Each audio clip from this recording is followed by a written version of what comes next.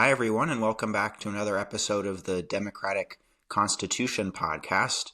I'm really excited today to be talking with Douglas Egerton. I did talk with Doug about 2 years ago about his book, The Wars of Reconstruction, and I wanted to have Doug back on to talk about Reconstruction, but also bring in the life and works of Thomas Wentworth Higginson, who Doug has written a biography about. But Doug, first off, thanks so much for joining us. Good to be here. Thanks for asking me. I was hoping you could start by introducing yourself, including how you became interested in 19th century American history, the Abolitionist movement, Reconstruction. Absolutely. I've taught almost 40 years at LeMoyne College, which is a small Jesuit college in Syracuse. I've had visiting appointments at Cornell and Colgate and in Dublin on a Fulbright, which basically now no longer exists. You probably saw that the entire Fulbright board of 12 people resigned in protest a few weeks ago due to the tampering that was going on. As to why I write about what I do, I think every historian probably has a story of some kind. And I was raised in Phoenix, and my paternal grandmother lived with us. She'd been born in 1885 in Nashville. She made it to 95. She died in 1980. And a lovely Southern belle, had gone to kind of a finishing school, college sort of thing, but had all the baggage one would expect of somebody born in late Reconstruction, Gilded Age, Tennessee. And I was in college, and Roots was on television for the first time. And for all of its flaws, both as a television show and as a book, it was the first time that television really sort of wrestled with racism, race, slavery. And she watched about the first episode, and then she went and lay down. And the next day, pulled me aside and said, I want you to know that this was all lies. She said, we were good to our people. And in fact, her father had owned enslaved Tennesseans. And I thought, okay, this is what I need to know more about. And I had been thinking about doing Southwestern history, again, being from Arizona. My dad was raised in Arizona and New Mexico. So instead, I went east and started researching on the antebellum South. And then I realized to understand the master class, you have to understand the enslaved. The late historian Michael Sobel once said that this was a world they made together. And so culturally, the South wasn't white or black. It was a mixture of both. And for example, when South Carolina seceded in December of 60, there were 100,000 more enslaved Carolinians in that state than there were white people. This was a really interesting mix. And so as a result, all of my books have been about the intersections between race and politics in early America, basically the American Revolution, kind of to the end of the 19th century. Can you introduce Thomas Wentworth Higginson to us and explain why his story caught your attention? So Higginson lived a very long life. He was born in Massachusetts in 1823. And the Higginsons were very old New Englanders. They arrived, in fact, in Plymouth before Boston was even founded. They all went to Harvard. Higginson was like a seventh generation Harvard guy, and lived until 1911, a very long life. And he was a real kind of Renaissance reformer. He was involved in everything. He was a radical minister for a while, and that got him fired. He was a so-called physical force abolitionist. Those are people who wanted to use or willing to use violence and slavery. He was a big guy, 6'2", always in great shape, believed in physical fitness for boys and girls. Boxed, used his body literally to try to free runaways who'd been captured in places like Boston. The famous Anthony Burns affair. He was a poet, not a very good one, and he was aware of the fact that he was not a very good one. But served as mentor to Emily Dickinson, who wrote him and said, will you read my poems? And he got her published. No one else wanted to publish her work. Then he was a soldier. During the Civil War, he led the first black regiment to be approved by the War Department, the South Carolina 1st. South Carolina 1st was a contraband regiment of runaways from coastal Carolina and northern Florida. A women's rights activist. And I think one of the reasons why he's sort of not as remembered today as people like Garrison, Frederick Douglass, Elizabeth Cady Stanton, they were all friends of his, is that he wouldn't prioritize. He wanted to be involved in everything, just a man of sort of endless, boundless energy. He kept a great diary. In 1881, he said, I'll probably never have a biographer. He said, but just in case I do, here's a clue to my life. And he said, I never wanted to focus on one issue only, but deal with any great topic that came my way. So, he really was involved with everything. Douglas Garrison obviously prioritized anti-slavery.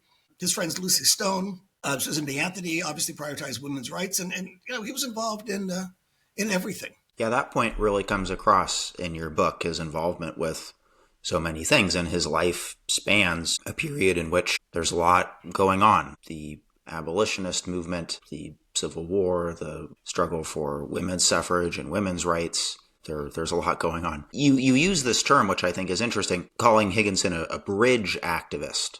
So was curious if you could talk about the bridges that he's forming, and then particularly his relationship perhaps with other abolitionists, William Lloyd Garrison, John Brown, so on. I mean, he lived on the train, and he was the kind of guy who would go, he was also a temperance guy.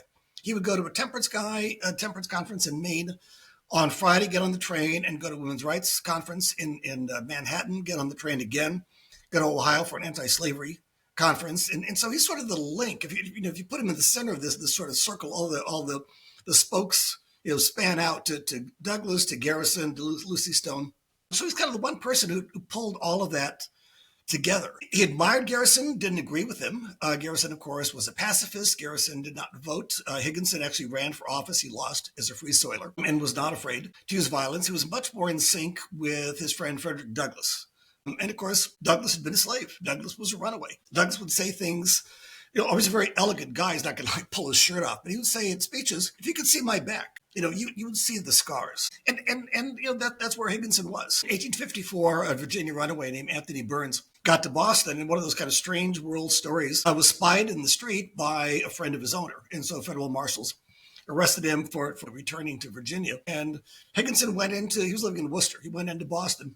And their speeches, and Higginson just lost all patience. And he spied a guy he knew, a guy named Lewis Hayden, who was also a former slave and runaway. And they got about 800 black guys. Higginson, of course, was white. Past a building site, and there was this kind of giant beam. And just like the Middle Ages, they picked the beam up and they're running down the street, and they crashed through the courthouse door. Hayden pulls out a gun and killed a federal marshal. And Higginson, I had nothing but my fists. Again, he liked to box. Got a big scar right here on his chin, which is why he always wore what's called cavalry whiskers, because it leaves your chin shaven. So people can see his scar. And Garrison, that was not Garrison. Garrison didn't want his son fighting, George, fighting in the war. And Higginson, was all in. And one more thing. I think one of the reasons why Higginson had cameos in my last two books, but he's really a man for our time. He believed in small d democracy, meaning he understood that power flowed up from we the people.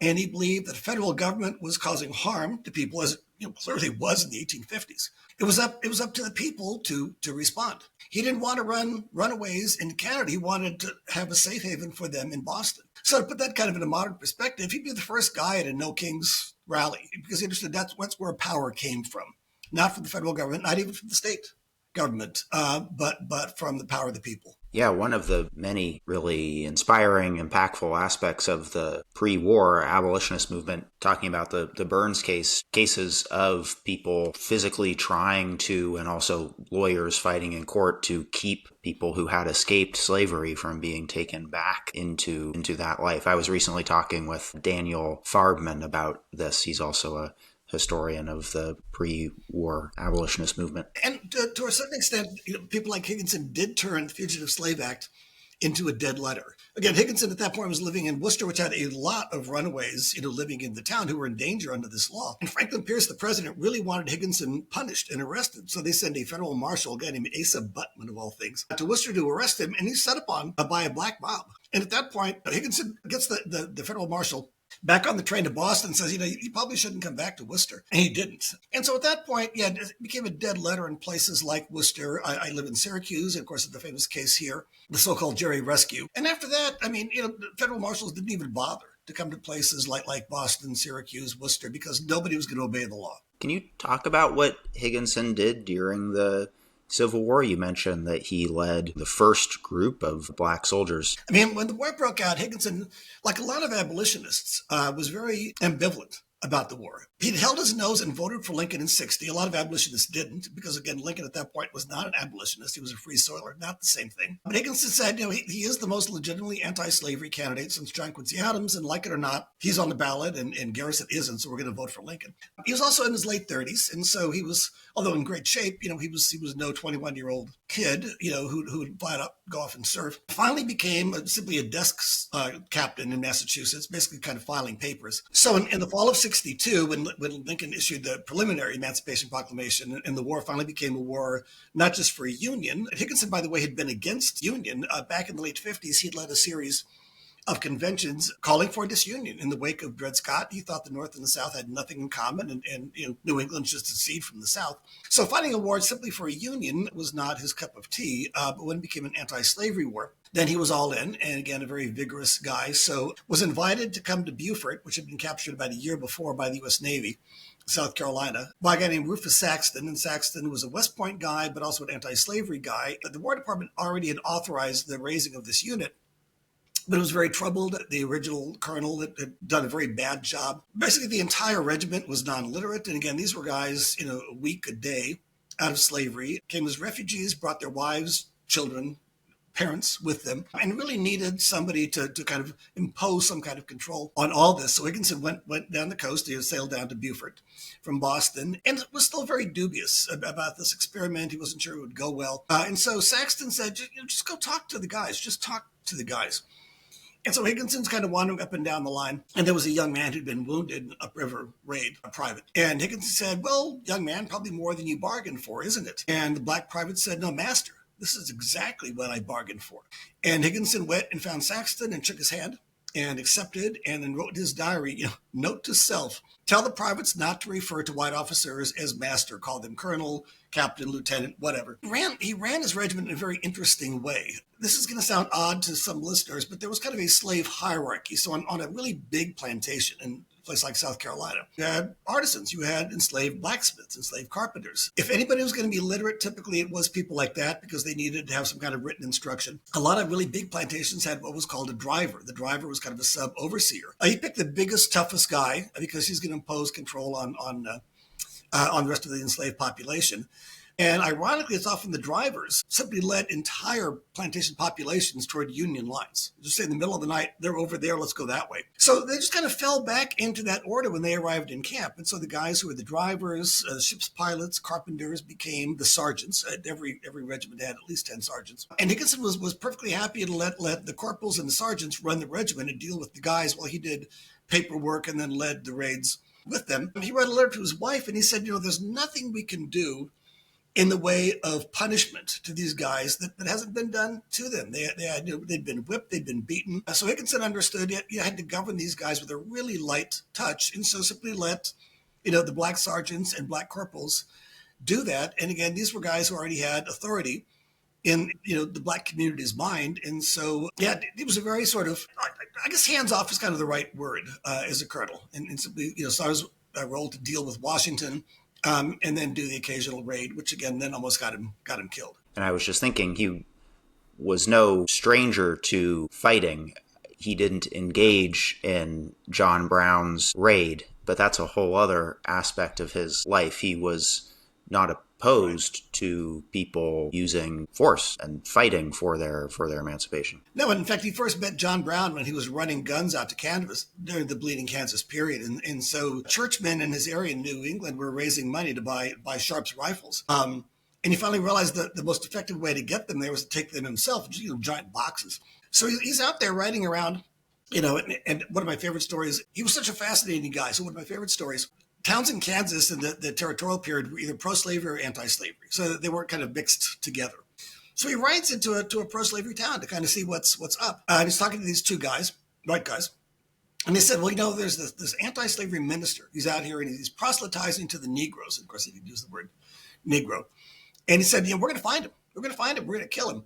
And of course, what these guys have in mind is kind of the classic New England minister, cross, not a very big guy. Again, Higginson's 6'2". He's all sunburned. He's got a Bowie knife stuck in his boot. He's got a Sharps rifle in one hand. And Higginson says, I'll keep my eyes peeled. And if I see the guy, I'll let you know. So, violence just didn't scare him at all. And the way he was finally wounded, upriver raid, Confederate sharpshooters were shooting down from the sides of the river.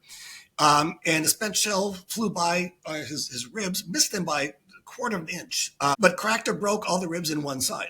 And he had a very hard time breathing after that. Went home to convalesce, came back and was not the guy He had been, and he wouldn't do it unless he could give it 100%. So was mustered out in 64 after 2 years and spent the rest of the war petitioning Congress to equalize black pay, which Thad Stevens finally did in 64, and to allow black men to become commissioned officers. So he was really all in, both politically and militarily. I wanted to turn or bring in your earlier book, The Wars of Reconstruction, and we'll come back to Higginson and his legacy and how he's remembered. But one of the many striking aspects of your book, The Wars of Reconstruction, is this idea that the war really did not end. There was a war continuing by another name, and you lay out your argument for that really well. So I wanted to ask why we should think of Reconstruction as a continuation of the Civil War under a new name, and then also perhaps how widespread was this idea, was this understanding amongst some of the actors that the war really wasn't over? No, the question of when precisely and how the war ended was a good question even then. That's a good question again today. And most Americans look back and think, well, April 965, when Lee surrenders to Grant, that's when the war is over. And of course, bear in mind, Lee was one of the first generals to surrender, not one of the last. Joseph Johnston surrendered about a month down the road to Sherman, and then out in the Midwest, Stan Waddy, who was the Cherokee general, was one of the last to surrender. And of course, we all know about Juneteenth, and so not until mid-June does Texas kind of fall to U.S. forces. But for both Southern whites and Northern abolitionists, the war would be over when they won their cause. And so the war continues along sort of non-traditional lines. What I mean by that is, for guys like Higginson and Frederick Douglass, the fact that Lee simply has put down his guns doesn't mean the war is over. The war is over when the root cause of the war, slavery and racism, is eradicated. And the same thing goes for Southern whites. They realize they've lost. Doesn't mean, though, they have to stop fighting. They can fight kind of in other ways. And they realize slavery is going to die. I mean, that simply is kind of a given. But then beyond that, not a single white Southerner had any idea that they would have to accept black political equality, black voting rights, that kind of thing. And so when they're essentially empowered by Andrew Johnson, the accidental president and one of the worst presidents in American history, who basically tells the white South, yeah, you got to end slavery, but after that, just do whatever you want. And of course, Johnson was deeply opposed to black voting rights. What Dick Cheney would call the dead enders, and that's not a recommendation of Dick Cheney, but it's a good term. Yeah, they just wanted to fight on. And bear in mind, toward the end of the war, Lee's army is dissolving by the day. I mean, they realize they've lost. And so basically every night, 100 guys get their horse and their gun, and they ride for home. So they have their guns, when they're back home. And again, empowered by Johnson, and they're not ready to accept black political equality. They fight on, but they fight on as vigilantes. They fight on in race riots. There's major race riot, 66 in both Memphis and in New Orleans. And in most cases, the rioters are police officers who are former Confederates. And so this is just a continuation of the war by different means and very, violent means. Robert Smalls was very famous. He was an enslaved ship's pilot in South Carolina. He famously steals the Confederate ship, the Planter, sails it out of Charleston Harbor, turns it over to the U.S. Navy. Then gets involved in state politics after the war, and then he's also a congressman in the U.S. after the war. So in the 1890s, when South Carolina is revising their constitution, and of course the intent is to get rid of black voting rights, Smalls gives a speech and he said, 53,000 black activists, poll workers, small town mayors, have been systematically eliminated. I mean, targeted for removal. And I always thought the fact that he said 53,000, not more than 50,000, he's keeping count. He's keeping data and information. That's more people eliminated than soldiers who died at Gettysburg. And this vigilante justice imposed by white Southerners, it's not random. They go after poll workers. I came across stories where to vote in the 19th century, you have to get a ticket. It looks like sort of a big bookmark from a party functionary. They put it in front of everybody on a goldfish bowl or an apple crate, that kind of thing. They'd write to some guy's house and say, give us all the tickets or we'll kill you and kill your wife. And next day, there's no ballots, for black Republicans in certain areas. But they understood that today's poll worker, today's small town black mayor, is going to be tomorrow's state assemblyman, who will be next year's congressman, who will be after that senator. And of course, there are two black senators, Blanche Bruce and Hiram Revels from the South. And so if you kill somebody famous, kill it. And they do kill a state assemblyman at a train station. They just ride in, just shoot him right away. That does make the national news. Kill a Freedmen's Bureau officer simply handing out ballots in the middle of nowhere, Alabama. It makes a Freedmen's Bureau report, but it doesn't make the national news. And they understand, like at Tiananmen Square, you can stop democratic movements by starting from the bottom. You get rid of these guys. Nobody wants to be the next poll worker because it's just a very dangerous thing to do. So 53,000 people targeted for elimination and removed, assassinated. When I'm thinking of another part of your book, you talk about I don't remember if they were former enslaved men. I think they probably were, who had later joined the Union Army in the South, but they're actually redonning some of their uniforms and regathering in order to do training exercises. And so there's this they're literally restarting elements of the more traditional battle formations without any orders. There's no national declaration of war, but they're restarting this in order to counter a lot of the violence they're facing. So just a real graphic depiction of that continuation. Bear in mind, 179,000 black guys joined the U.S. Army and put on Union blue. Of that number, 141,000 had been born into slavery. Sherman's army literally is getting bigger as he's marching because black guys are getting in the back of the line. You give them a rifle, you give them a uniform, and they're soldiers. And note, one of the many ironies here is that thanks to the Reconstruction Act of 67, which does allow for black voting rights, blacks weirdly can vote in South Carolina before they can vote in Illinois, which is a 15th Amendment reform. So these guys, like Robert Smalls, they're running for office. And my dad was in World War II. You could not run for dog catcher in 1945 unless you'd served. And so the best evidence these guys have when they appear before voters, they're wearing their old blue uniform. And some of these guys, were also mustered out with their guns. I came across some great stories where they go to a political rally, they stack their rifles to go listen to the speeches, and then their wives guard the rifles. So the women are very involved, not speaking, but they're there kind of as protection. And if white vigilantes come along, these women grab the guns and they hand them out to their husbands. So yeah, I mean, that's it. And the vast majority, I couldn't give you an exact percentage, the vast majority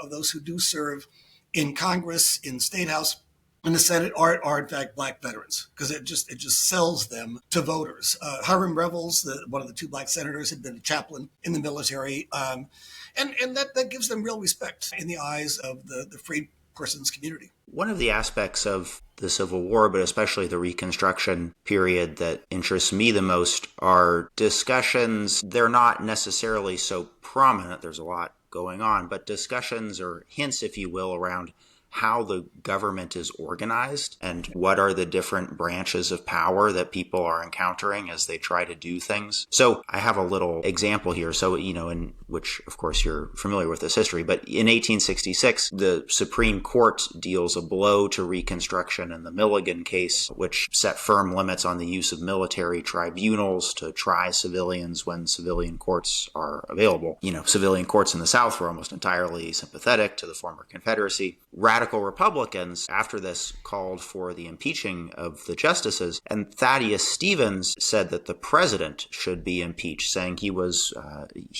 from him that all this evil flows. It's an interesting quote from him. And in railing against the courts and the president, Stevens says that the whole sovereignty rests with the people and is exercised through their representatives in Congress. And he says that the legislative power is the sole guardian of this sovereignty, and no other branch of the government, no other office of the government, this is a quote from him, possesses one single particle of the sovereignty of the nation. I'm getting this from the biography of Stevens by Fawn M.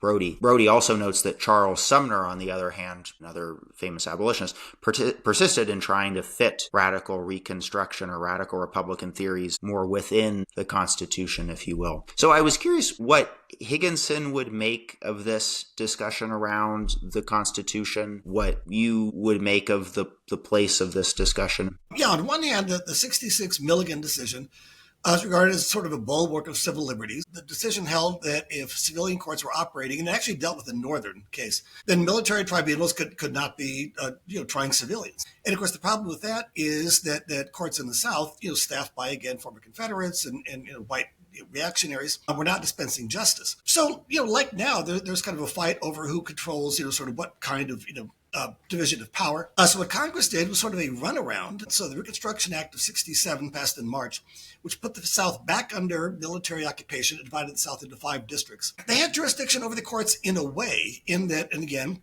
you had soldiers, and so the soldiers are the ones administering law and justice. They're the ones arresting vigilantes and Klansmen, and so they're also the ones insisting that under the Construction Act, voters, and at that point in the South, black men are voters, can also serve on juries. So they're going to make justice a bit more legitimate in the South. But, the Army simply arrests people who are vigilantes and in many cases ships them north for trial. So they are being tried in many cases by juries, the civilians, the war is over, but not always by local civilians. And then, of course, in the early 70s, Grant puts 9 counties in South Carolina under martial law, which just overrules the Milligan decision. And actually, the first integrated jury, I love this, in the South was going to be the jury to try Jeff Davis for treason. And he finally was released on bail, and Horace Greeley, of all people, paid his bail. But they didn't panel a jury. They included black guys who were going to try Jeff Davis. And so there were sort of ways to kind of get around the Milligan decision. And of course, that's also just part of the growing fight between Andrew Johnson and not just the radicals like Stevens and Sumner, but basically all Republicans who increasingly were united on really kind of basic things. The South had to change or the war would mean nothing. And all those young men who died would have died in vain. There's a quote that I like from Noel Ignatieff talking about Reconstruction. And he says, in the teaching of U.S. history, the period of Reconstruction after the Civil War occupies a position analogous to the Revolution in France or the Khyber Pass in military affairs. And that means that whoever controls it controls the terrain below. So another excellent part of your book, The Wars of Reconstruction, talks about the historiography of Reconstruction. So curious if you can talk about how this period in this history is remembered. For at least the first half, if not more, of the 20th century, it was a narrative that emphasized a white reunion when the war was over. This is a period, of course, where ancient white veterans on both sides go to Gettysburg and symbolically shake hands, across the stone wall, that kind of thing. So it was really dominated by the view that Reconstruction was designed as a punishment. One person said it was designed by evil minds. You got to punish the white South, that it wasn't a reform at all. And that was not just what was being taught at Ole Miss. That was being taught at Princeton, being taught at Cornell. There was a pushback. There was a rebuttal. Dr. W.E.B. Du Bois, the eminent historian, 1935, wrote a book called Black Reconstruction. If you wanted to read that book, basically you go to Howard University or Fisk. It simply was not getting assigned at big white universities. It did not even get reviewed by the really big mainstream white-run journals. It just kind of ignored. So the view that was being pushed, what you see in Gone with the Wind, is that sort of view. And again, the virtue of it, not that it's historically sound, is that whites could kind of come together. And so again, what this version here is, Southern whites were wrong to leave and start the war. But Northern whites were wrong to try to punish the South by Reconstruction. And so at least whites could kind of pull together, across those sorts of lines. I remind my students, none of whom, by the way, have seen Gone with the Wind. It's not just some movie. It was the #1 box office movie until 1967 in The Sound of Music. I recall back in the 80s, it was the dawn of home taping, people, those giant big cassette tapes. Ted Turner was showing Gone with the Wind over several evenings, and stores just sold out of those tapes. Americans simply wanted to own a copy of that movie. What changed things, of course, civil rights movement of the 50s and 60s, which some historians call the Second Reconstruction. And the images on television of fire hoses and police dogs, attacking black children, in places like Selma. In 1961, the great John Hope Franklin, who was sort of the dean of Black American historians, wrote a book just called Reconstruction. And he said it wasn't a punishment at all. Look at all the good things it did. Again, there was a huge spike in black literacy in the South in Reconstruction. Again, black property ownership spiked. Simple things like voting rights. And Dr. Franklin's position is, what part of voting rights are you kind of concerned about? And then, of course, 1988, Dr. Eric Foner published his magisterial giant tome called Reconstruction. But it takes a long time for that kind of idea to filter down into colleges, into high school teachers, into students. And when my book came out, I gave a number of talks, and I got some really hostile questions from white people in Atlanta, but I got some pretty hostile questions from white guys in Chicago as well. So this idea of carpetbaggers were there to punish and steal. And of course, there was nothing to steal in the South. It takes a long time to die. So it's hard to imagine anyone today at any college or university pushing the old, it was called the Dunning School. It was evil, whatever. But here in New York, I've had students tell me in my Civil War class, well, it wasn't really about slavery. It was about states' rights. I'm like, well, your argument is with Alexander Stephens, who argued that it was very much about slavery. He was the Confederate vice president. So that idea is still there. Not certainly what it was, but that idea is still there, yeah. You also quote John Brown's biographer, David Reynolds, saying that Higginson carried forward Brown's abolitionist spirit more than anyone else. So curious how Higginson is remembered these days. First of all, when he went back to his wife, who did not want him to be serving in South Carolina, his wife was unwell and needed all kinds of help. He said, I have to be where John Brown would have wanted to be. And so Brown had his way to be leading black guys in combat, and I'm going to do the same thing. I think, interestingly, if he's remembered today, and quite often he's not, maybe my book will make a small change in that direction. He's a divisive figure, as he was at the time. Again, because he'd been involved in the Anthony Burns attempted rescue, where again a federal marshal died. When he was invited to be the colonel of the 1st South Carolina, Northern Democratic, in those days, of course, the Democrats were the conservatives, editors were every bit as hostile as were any Confederates. Senators who remained from the loyal states, Kentucky, Maryland, gave speeches. They wanted Higginson tried, put in jail, not serving in a regiment. And he was uncompromising. So when it came to issues like voting rights, women's rights, he was raised by very, very powerful, strong women. His father died when he was very young. Those things he simply would not compromise on. And so that's the lesson, I think, of his life. He lived long enough to see Plessy. He lived long enough to see the rise of Jim Crow and really lamented that. And so, I think that's why he's a guy, not just the 19th century, but a guy for 2025, because he understood you simply never stop fighting. And he became more of a women's rights guy after the war than before the war, because, again, slavery, at least nominally, was dead. But he just kind of never gave up that fight. And so conservatives at the time really disliked him. That's probably the same today. Well, that takes us a little bit towards the last two questions that I wanted to ask you, which are probing your feelings about what's going on. So as a historian of the 19th century America, I'm curious what you see when looking at the U.S. in 2025. Yeah. I mean, bear in mind, every moment of progress always faces some pushback. And so, of course, Reconstruction, you mentioned the Milligan decision, but also, white vigilanteism, and then finally the rise of militant Jim Crow that erases most of the gains of Reconstruction. So the civil rights movement of the 50s and 60s is the second Reconstruction. What we're facing now is more pushback. The fact that the very clear wording of the 14th Amendment is being challenged by a president who thinks he can erase parts of the Constitution with an executive order. Higginson or Douglas, if they were here today, alive, would be horrified. There were attacks in his time on women's rights, attacks on Elizabeth Cady Stanton and his friend Susan B. Anthony, that, of course, women are facing today. The way the black vote was removed in Jim Crow, arguments being used today that this was voter fraud, and of course that's the lie that's being pushed today, is that there's widespread voter fraud, and of course there just isn't. There's no evidence for that at all. Late in life, when Douglas died in 1895, he was sitting on his front porch, and a young black journalist came to see him and said, Mr. Douglas, what advice do you have for my generation? And Douglas said, agitate, agitate, agitate. And I think, Higginson went to his death with that attitude. And so, we need to remember, Higginson at one point said revolutions can go backward. And we're looking at a lot of things going backward in 2025.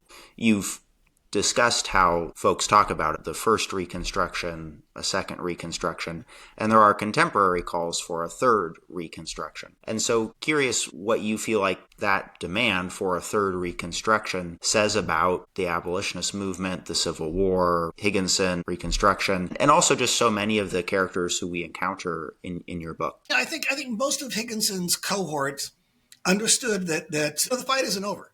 Slavery is nominally dead, but again, if slavery caused the war, until there is equality. I mean, Higginson understood the opposite of slavery was not freedom; it was equality. And for example, on the day the 13th Amendment was ratified in December of '65, Garrison, with his own hands, published the last edition of the Liberator. Then he was done. Higginson understood they weren't done. I mean, not to be too defeatist, and again, I'm going to the rally today, so downtown. So, what one must, kind of persevere. But there'll have to be a third Reconstruction to put all the pieces back in place that are being systematically dismantled.